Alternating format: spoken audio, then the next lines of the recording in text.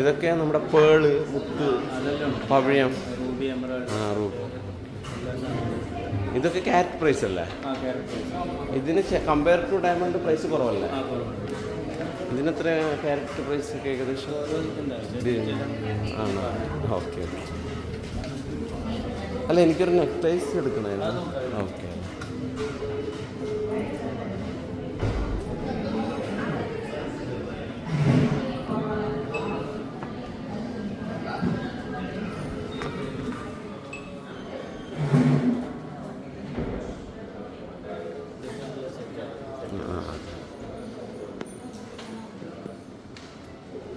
ഇതൊക്കെ ഒരു ടല്ലാക്കൊക്കെ വരില്ലേ? വരുമല്ലേ?